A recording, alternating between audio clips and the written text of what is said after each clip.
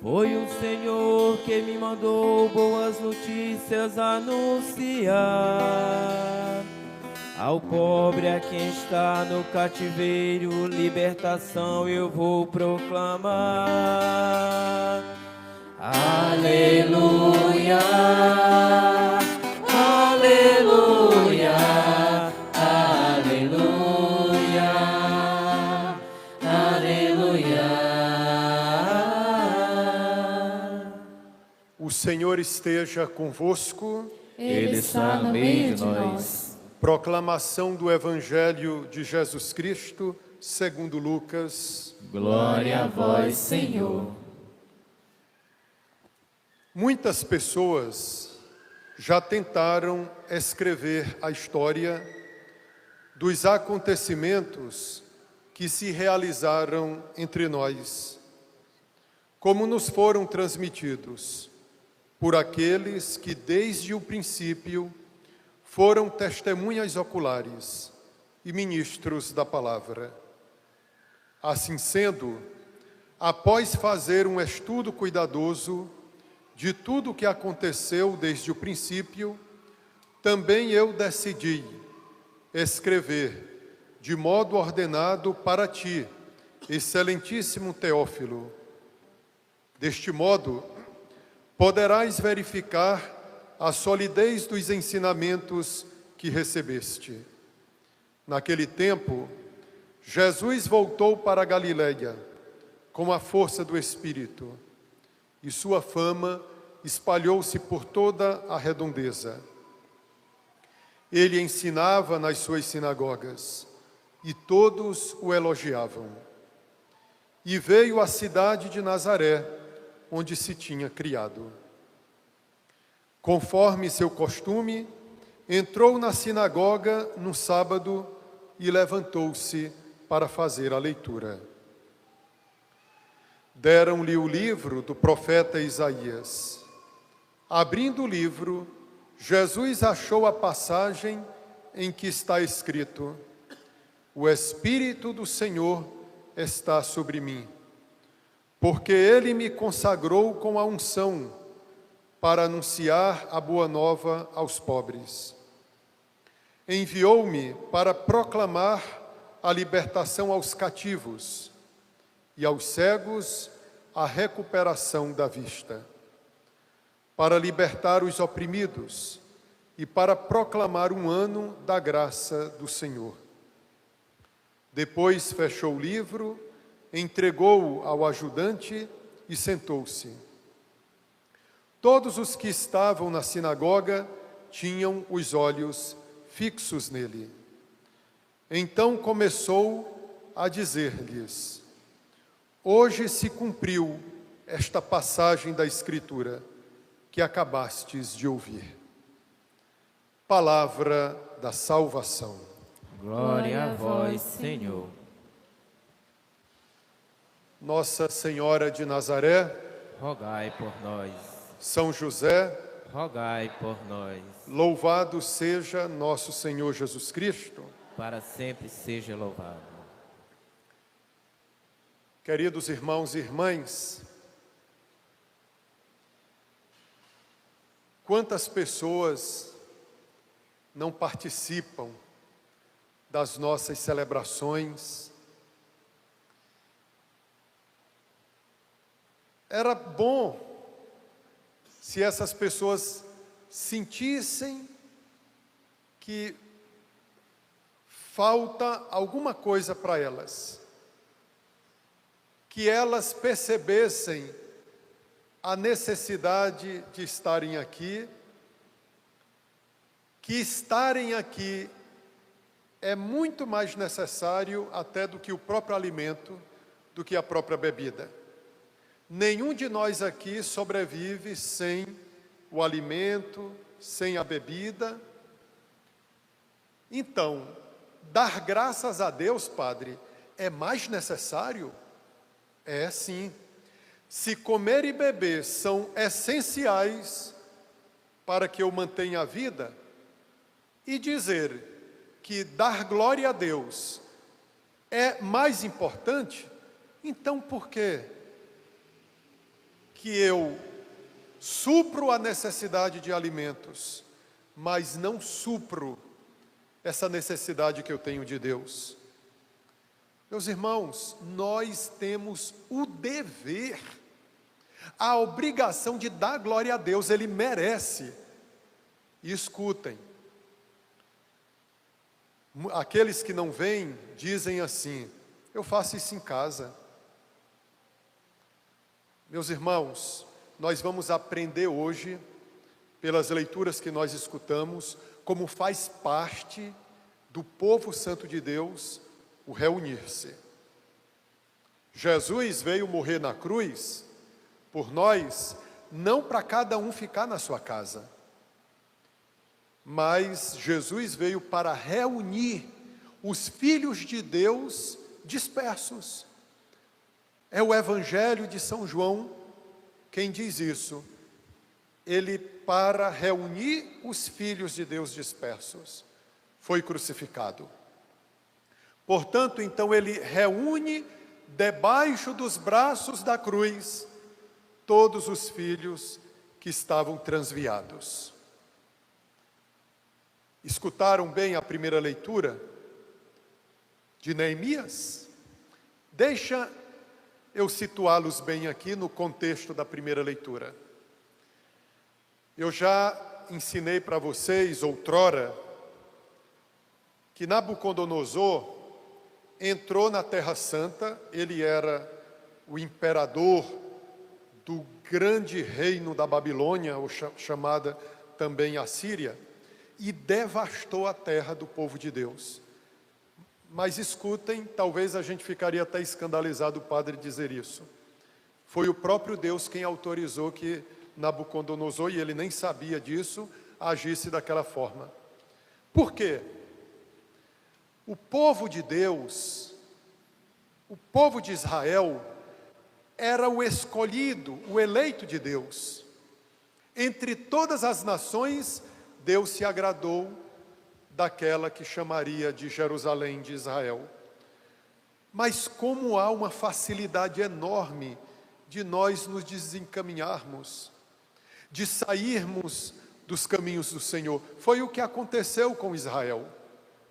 Um povo que começou em Deus, começou a ficar indiferente. Só estava preocupado com o que era da terra. O povo assumia a religião por aparência.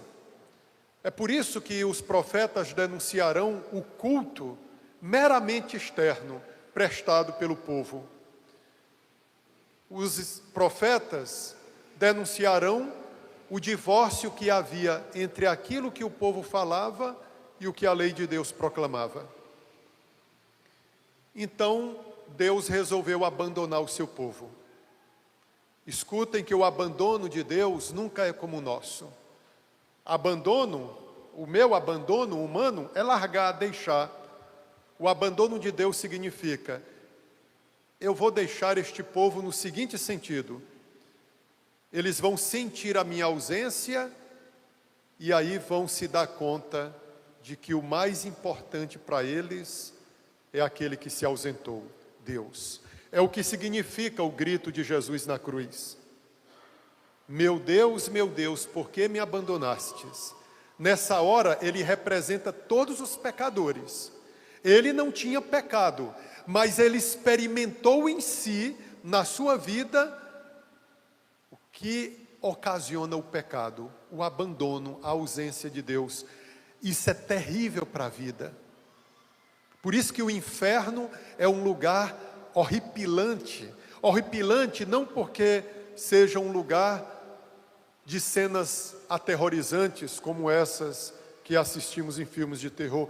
Não, o inferno é terrível, é triste, porque lá há uma ausência completa daquele que é o Senhor, o Criador. Meu Deus, por que me abandonastes? Aqueles que não vêm, nem sentem falta da missa. Agora, algum de vocês aqui, se faltar a missa no domingo, vocês vão perceber que a semana ficou faltando algo. Outro botaria a cabeça no travesseiro e dormiria tranquilamente. Não sentiria falta nenhuma. Agora você, já habituado à Santa Missa, a guardar o domingo, dia do Senhor, você perceberia na semana que ficou algo por fazer, o mais importante. Porque você busca a santidade. Jesus, que era o santo por excelência, ele sabia o que era o pecado, a crueza do pecado. Nós não sabemos, porque se nós soubéssemos o que é o pecado, que afasta de Deus, como nós evitaríamos de cometê-lo. E só Jesus então pôde dizer: meu Deus, por que me abandonastes? Volta, Senhor. Meus irmãos, muitas atitudes incorretas nossas são logo levadas ao confessionário. Procuramos o sacerdote. Quantos de vocês ficam angustiados enquanto não se confessam? Depois que se confessam, aí sentem uma paz de espírito. Quantas pessoas já atendi na confissão e que ficaram aliviadas? E eu às vezes digo para essas pessoas: esse pecado que você cometeu, outros cometem e não estão nem aí. Ficam tranquilos, como eu disse, conseguem colocar a cabeça no travesseiro e dormir tranquilo. Eles não têm noção de pecado. Eles botaram na cabeça, eles estão obcecados, fixados nessa ideia de que nós estamos aqui para ser felizes. Que o que é importante é se dar bem na vida. Não importa os meios que você utiliza, como nós todos somos fixados nessa ideia. Estamos aqui para ser felizes, mas não segundo a palavra de Deus. Então, queridos irmãos, toda essa explicação para dizer para vocês: Deus abandonou o seu povo. Nabucodonosor levou aprisionado todo o povo, aqueles que ele não matou. Ele matou sacerdotes, profetas. É daí que vem aquele livro que nós separamos do profeta Jeremias, aquele livro chamado Lamentações. Vocês conhecem esse livro do Antigo Testamento? Leiam. Em algumas Bíblias ele vem adicionado ao livro do profeta Jeremias, porque o autor desse livro é o próprio profeta Jeremias. O livro é intitulado Lamentações. Por quê?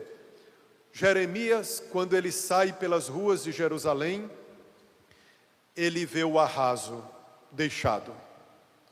Pessoas mortas, e sabe o que mais, pessoas com fome, e sabe o que mais vai chocar todo o povo e Jeremias?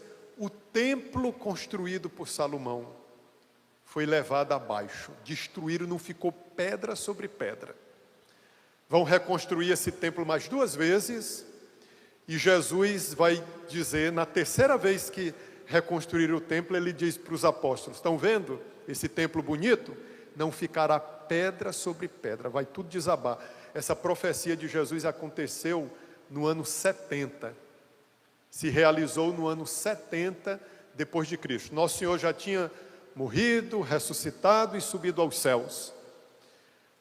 Os romanos, liderados pelo capitão Tito, entraram em Jerusalém, fizeram um cerco à cidade santa, cortaram a água para que o povo parasse de resistir, entraram e acabaram com Jerusalém. Nunca mais o templo foi reconstruído. Nunca mais o templo foi reconstruído. Jesus profetizou isso. Nem os judeus se interessam hoje de reconstruir o templo. Jesus profetizou porque a religião antiga passaria e se instauraria a nova. Jesus falou: destruí este templo e em 3 dias eu o reconstruirei. Jesus estava falando no templo do seu corpo. Ele estava falando da Santa Missa, da Santa Igreja Católica, fundada, criada por Ele. Queridos irmãos e irmãs, pois é, Jeremias chorou.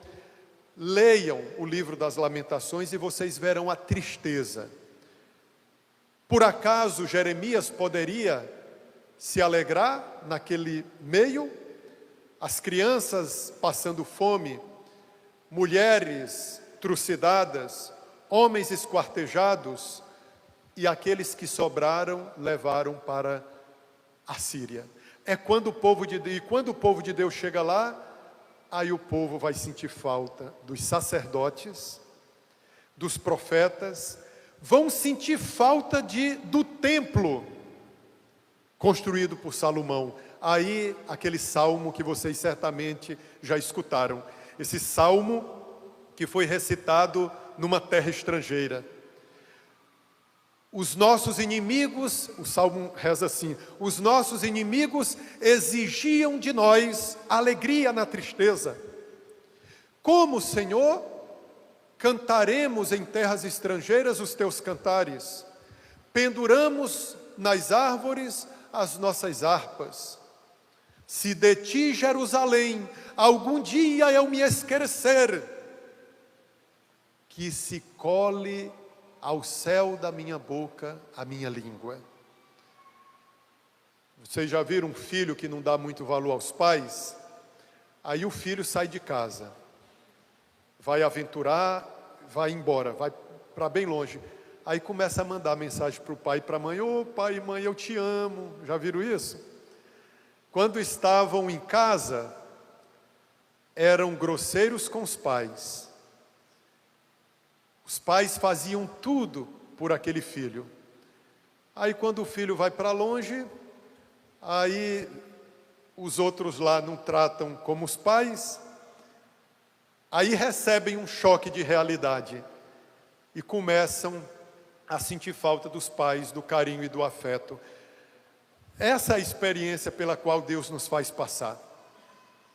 Eles longe vão sentir falta de mim. E realmente, quando chegaram em Jerusalém, quando chegaram na Babilônia, não temos nada para oferecer a Deus. Não temos mais sacerdotes, profetas, não temos mais o templo. O que vamos oferecer então a Deus? O sofrimento, a dor. Então, Senhor, o que sobrou, nós te oferecemos, a dor. Quantos aqui, escutem o que eu vou dizer, não é a alegria, escutem bem, vocês têm que ter fé para absorver e filtrar o que eu vou falar. Não é a alegria que nos coloca na realidade, a alegria nos anestesia. Sabe o que nos faz perceber o que é a vida? O sofrimento e a dor. O sofrimento e a dor. Por isso que a primeira coisa que contemplamos ao entrar nessa igreja é a imagem do Senhor e do Senhor crucificado, como dizia o apóstolo Paulo.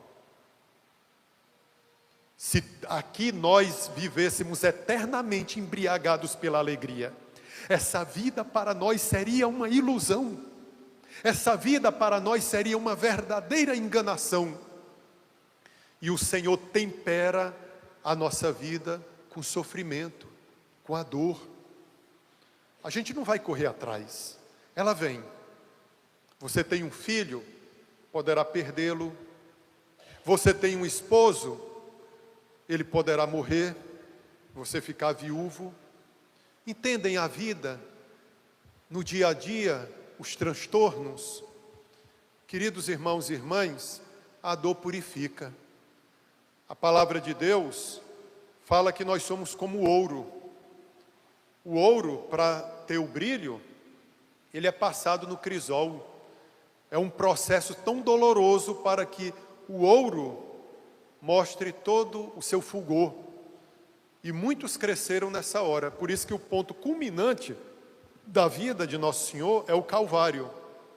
Então, queridos irmãos, o povo de Deus será regenerado naquele lugar de grande sofrimento. Meus irmãos, então é a dor que o povo tem para oferecer. É aí que se fundamenta a Santa Missa. O que é a missa? É a celebração do sofrimento de Nosso Senhor e da sua ressurreição. Ele ressuscita porque ele morre. O pão é convertido no seu corpo, porque ele se entrega totalmente a Deus. E a entrega total a Deus passa também pela dor. Você quer se entregar a Deus? Diz o livro do Eclesiástico: prepara-te para a provação, para o sofrimento. Queridos irmãos, então voltemos à primeira leitura do livro de Neemias. O povo de Deus voltou para a Terra Santa. Sabem quantos anos depois? 70 anos depois, Deus suscitou o sucessor de Nabucodonosor, chamado Ciro. E Ciro conduziu o povo de volta, 70 anos depois, para a Terra Santa. Quando o povo chegou na Terra Santa, aí esse sacerdote chamado Esdras restaurou o culto. Nós, durante 70 anos, não tivemos nada, nem celebração na Síria. Agora, de volta para a Terra Santa, eis um sacerdote chamado Esdras. Ele faz uma leitura da palavra de Deus. Bem aqui, essa primeira leitura, é como se ela apresentasse para nós essa liturgia da palavra que nós temos na missa. Já perceberam que a missa tem a liturgia da palavra e a liturgia eucarística? Na liturgia da palavra nós ouvimos as leituras, tiradas de onde? Da Bíblia. E ouvimos também a pregação do padre, que vai tentar explicar essas leituras.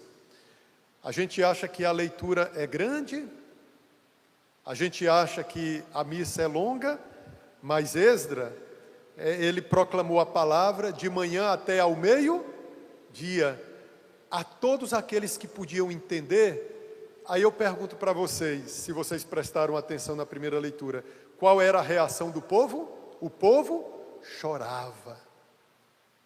O que significa que o povo chorava? O povo via que não se adequava à palavra de Deus, como nós somos miseráveis. Essa é a nossa atitude também aqui na igreja de Santa Maria. Nós viemos a essa missa para chorar os nossos pecados. Aqui, a tristeza deles, tem uma tristeza que é boa. São Paulo diz que a tristeza que é boa é aquela na qual eu deploro os meus pecados. A alegria falsa é aquela na qual eu me alegro com as minhas faltas, com o meu pecado. Como é que a gente começa a missa? Não é pedindo perdão a Deus? Com um ato penitencial. Toda missa tem um ato penitencial. Os cantores entoam, ou o padre recita: confesso a Deus Todo-Poderoso, sou pecador. Por minha tão grande culpa, peço aos anjos e santos que intercedam por mim. Senhor, tende piedade de nós. A missa inteira, do início ao fim, nós temos que chorar os nossos pecados. Porque a palavra de Deus está lá em cima e eu tão embaixo. Eu ando tão paralelo a essa palavra. Eu ando tão na contramão dessa palavra, que eu tenho mesmo é que chorar. Aí entra o Neemias. Na primeira leitura, que tinha uma função política, Neemias disse assim ao povo: se alegrem, vão para as suas casas, comam e bebam. Tem que chegar alguém para dizer: olha, agora se alegrem. Para que a gente também não fique pensando só que somos miseráveis. Sabiam que isso é uma tentação diabólica? Muitos desistem por isso, por acharem que pronto, eu não venço o pecado, não vou vencer. Neemias então tenta estimular o povo: vocês já choraram tanto, que Que bom. Agora se alegrem, voltem para as suas casas. Então, queridos irmãos e irmãs, notem bem que nesse domingo, terceiro do tempo comum, a ideia da reunião do povo é importante. Deus quer congregar o seu povo. Sabe o que significa a palavra igreja? Assembleia. E vem de onde essa palavra? Da própria Bíblia. A palavra igreja vem de eclésia, eclésia vem de povo. Vamos lá ao Antigo Testamento da Bíblia. Quando o povo estava reunido sob a liderança de Moisés, para outras coisas, esse povo, essa gente era chamado só de povo. Olha o povo. Quando iam para o lazer, para o trabalho, é o povo. Agora, quando esse povo se reunia para ouvir Moisés, que era o porta-voz de Deus, que proclamava o oráculo do Senhor, quando era para Moisés explicar a lei de Deus, esse povo não era chamado só de povo, era chamado de eclésia, de assembleia. Eis aqui, meus irmãos, o povo de Deus. Não somos aqui um sindicato, não somos uma agremiação, não somos uma reunião, não somos um aglomerado, somos igreja. Somos o povo santo de Deus. Escutaram a segunda leitura da primeira carta de São Paulo aos Coríntios? O apóstolo Paulo era um verdadeiro catequista. Ele utiliza a imagem do corpo para ensinar que todos nós somos um em Cristo. Cristo é a cabeça e nós somos membros desse corpo. Um membro não pode dizer ao outro, eu não preciso de ti. Se um membro do corpo é glorificado, todos os outros também são beneficiados. Se um membro do corpo é ultrajado, também todos os outros são ultrajados. Eis aqui a comunhão dos santos. Escutem, me digam uma coisa aqui. O nosso corpo é cheio de terminações nervosas. Me diga uma coisa, se você tiver com uma dorzinha na ponta do dedo, você não sente, todo o corpo não sente? Por isso é que Jesus, nosso Senhor, a cabeça, que está glorificada, Ele é muito solidário conosco. Não pensem que Jesus, ao subir aos céus, tenha dito, não estou nem aí com vocês. Não, eu estarei convosco todos os dias, até o fim dos tempos. Quando Paulo perseguiu a igreja, quando ele ainda era chamado Saulo, e ontem, 25 de janeiro, celebramos o dia em que ele foi alcançado pelo Senhor, no dia em que o Senhor lançou as redes e pescou Saulo, Jesus, numa visão, disse a Saulo que ia a Damasco para prender católicos. Não tenho medo de dizer isso, eram católicos. Jesus apareceu para ele e disse, Saulo, Saulo, por que me persegues? Jesus já tinha subido aos céus. Mas, Senhor, eu persigo, são os teus discípulos, não és tu nem aqui mais estás? Embora Paulo não tenha dito isso, imagino eu, mas Jesus falou a Saulo, por que me persegues? Quem persegue a igreja, persegue o próprio Cristo. Você que está unido a Cristo, seja membro efetivo, ativo da Santa Igreja. Queridos irmãos e irmãs, eis a comunhão dos santos. Por isso que nós, de sorte, invocamos os santos, os nossos amigos. Os membros, eles são os membros glorificados da igreja. E, queridos irmãos, nós aqui invocamos esses, porque nós somos membros ainda aqui na terra. A igreja, ela não está só aqui na terra, ela está onde também? A igreja não está só aqui na terra, no tempo, ela está, escutei alguém falando lá de longe, no céu, claro. Lá onde queremos chegar, naquela igreja que é a mesma daqui, eles já estão lá. Lá no céu está cheio de membros da igreja una, santa, católica e apostólica. São esses membros que já estão lá, que nós invocamos. Em primeiro lugar, Virgem Maria, rogai por mim. São Pedro e São Paulo, rogai por mim. São Francisco, rogai por mim. De manhã, quando eu levanto e vou olhar o WhatsApp, já tem pedido de oração. Padre, reze por essa situação. Você está pedindo para mim, um mortal. Por que eu também não vou pedir àqueles membros que eu já acredito que estão glorificados no céu, os santos? Vocês já viram alguém dizer assim para vocês? Para que rezar para Maria, ela está morta? Para que rezar para santos se estão mortos? Eu vou dizer uma coisa para vocês, eles têm razão de dizer isso. Porque a igreja deles é só aqui da terra. Não tem a igreja deles no céu. Igreja católica só no céu. A igreja católica aqui na terra e no céu. A igreja deles não, é só daqui da terra. Realmente eles têm razão. Eles que não invocam. Porque realmente, invocar o membro que não está no céu, mas eu vou invocar sim os membros que estão no céu. Eles não acreditam nisso. Como eu falei para vocês, as igrejas deles são fundadas por homens, então não estão no céu.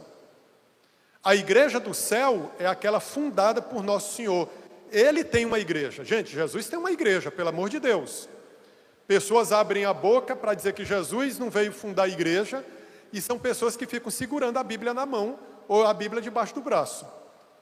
Ao invés, realmente, tem que dizer essa asneira, porque se tivesse com a Bíblia aberta e lendo, encontraria essa passagem, Jesus dizendo para Pedro, tu és Pedro e sobre esta pedra construirei a minha igreja, e nada poderá abalá-la, a minha igreja. Jesus usa o pronome possessivo, para não deixar margens de dúvidas. Minha igreja, ele tem sim.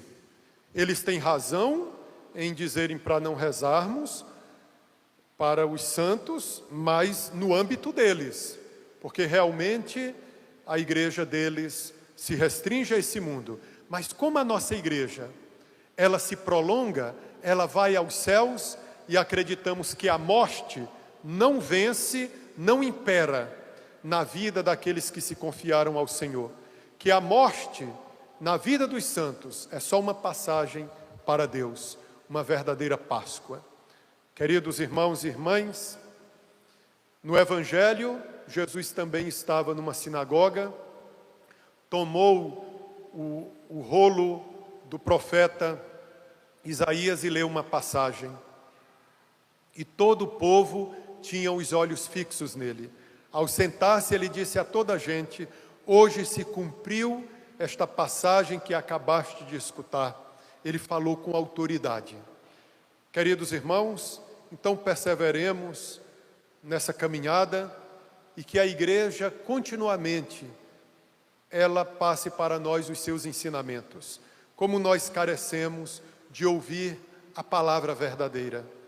Jesus, quando eu disse a vocês que ele falou com autoridade, eu quis dizer, ele falou mesmo a verdade. Imagine ouvir o próprio Jesus falar, a própria palavra de Deus falar para nós.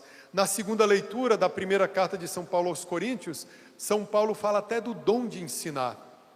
O povo de Deus carece de receber a boa doutrina da igreja. São Lucas, no evangelho que nós escutamos, ele diz ao povo, eu estou passando para vocês algo que eu recebi, que já existia.